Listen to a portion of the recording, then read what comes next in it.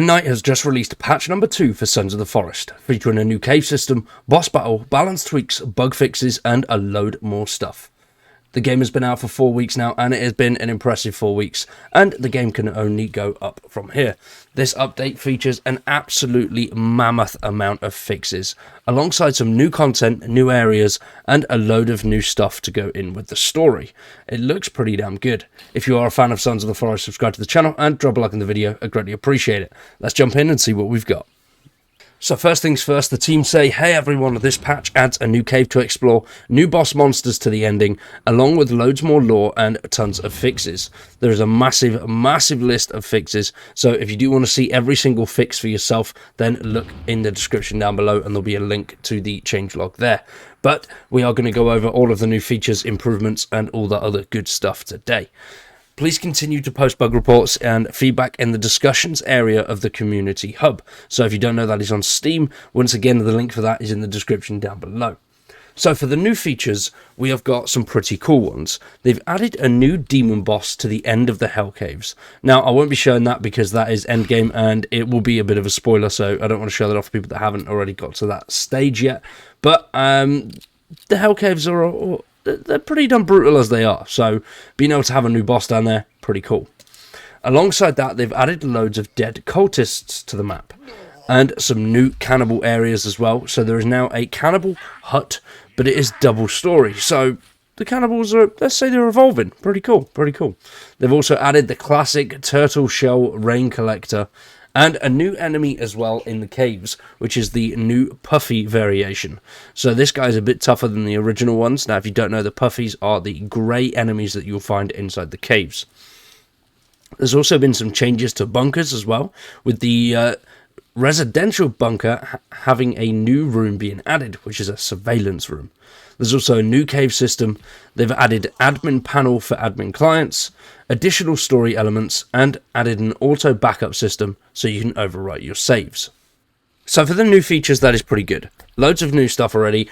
The game's been out 4 weeks. They're continuing to add more stuff, and they're listening to the community as well, which is always great. It does look like so far we're going to be on a 2-week schedule.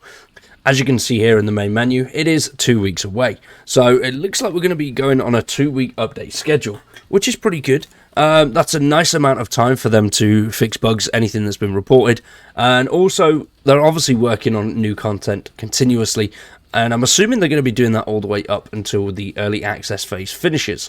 Hopefully, once the early access phase finishes, we'll still be seeing regular updates, even if it's something along the lines of monthly, or maybe even quarterly, but bigger content updates. Now, unfortunately, a lot of these improvements have moved certain items around, or changed ways that you actually get into the original bunkers. So if you are somebody that did play at the start and absolutely smashed it, or along those lines, now you'll have to learn your new way around because things have changed. So one of the main things there is the gold armor. At first that was in the residential bunker system, but there's a lot of stuff in that bunker. Now they've moved it to a new cave system. So alright, that's fine, you know, it is what it is. They've also removed the keypad entrance to the luxury bunker. Now you'll need to open it in an alternate way. So whether that is maybe beating it down, I don't know, or potentially blowing up something that's in the way. Now, another downside is containers will save their state in single player. So if you've opened a container, broken it, they will now stay that way.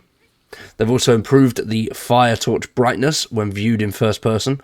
They've removed instant season switch logic from sleeping, so now, unfortunately, if it's snowing and you don't want it to snow, you can't go to sleep and wake up and that'll change.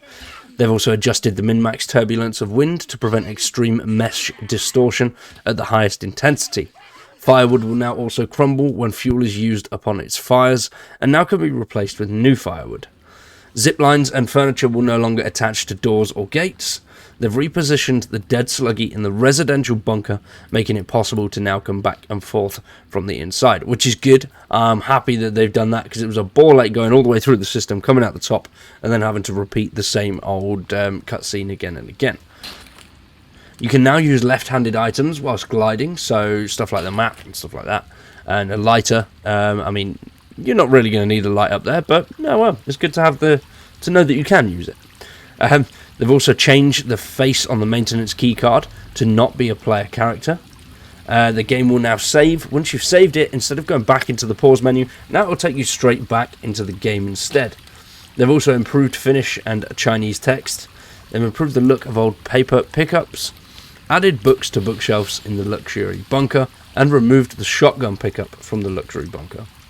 Gold armor pickup visual is now the full armor and is positioned to fit on a skeleton burnt model. They've improved held location of flashlight and lighter when sliding, and added additional wake up locations in the Hell Cave. I don't know, I might be wrong on this one, but I'm assuming the wake up locations are what, as you pull through, that's what gets the enemies up. I don't know, not 100% sure on that one. But like I say, Hell Cave is end game, so it's pretty brutal in there anyway, well, regardless of what happens. Now when it comes to balances, there's not really too much on there, there's only a few. But they've increased fullness from eating MREs and decreased the fullness from cat food. Rabbits and squirrels will now try harder to evade the player and run a lot faster. They've added unique hit reacts to dining hall bosses and replaced knockdowns from shotgun with smaller staggers. Players will no longer take survival stat damage when strung up on effigies. Gold armor now absorbs 70% demonic damage instead of 90%. Increased burn time on campfires, and increased fire fuel amount provided by leaves and cash by 10 times. They've reduced the chainsaw full charge duration, and flashlights will now auto-replace the battery sooner so that it happens before the light begins to fade. Which, in a way, can be a good thing, but also a bad thing, because obviously you're going to end up running down batteries a lot quicker there. Changing the chainsaw full charge duration. I mean, to be fair, the chainsaw feels like it goes on forever, so I don't think that's really a bad thing. Always increasing the burn time, that's always a good thing. So that is it for the new content and the improvements, and there's a hell of a lot in there. Absolutely buzzing for the future of the game.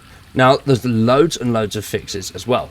Now, including normal fixes and audio fixes, giggity, there are 69 fixes in total in this update, which absolutely brilliant. The first update had over 100 in it, so even still, just under 70 fixes, that is a hell of a lot. So very, very good. The state of the game seems to be improving with each update, especially if they're going to continue adding new characters, new enemies, and new areas. Because the top half of the map definitely feels rather empty. So if they do continue on this path, the game is just only going to get better from here. Providing they continue the fixes as well. Myself, I haven't really had too many issues. I've had a few issues with armor, but that's one of the fixes, some of the armor problems. But it does seem like a lot of them are being worked on, and they're actively listening to the community. So that's brilliant. And it's a shame that N-Night don't communicate more, because you don't really see much on their socials or anything like that. It seems that Steam is really the only place that they get in there and start chatting. So it is what it is, though. The game's brilliant, the team are brilliant, and I'm very excited for the future of Sons of the Forest. Let me know what you think about patch number 2 in the comments down below. I greatly appreciate it. For now, though, we're going to wrap that one up there. Subscribe to the channel, drop a like on the video, and stick around for much more Sons of the Forest content. If you do want to support the channel a little bit further, consider becoming a member. I greatly appreciate it. And also, tomorrow we are live streaming Resident Evil 4, so make sure you pop round for that one. I greatly appreciate it. I've been Wired. You guys have been awesome. Thanks for watching, and we'll see you in the next one.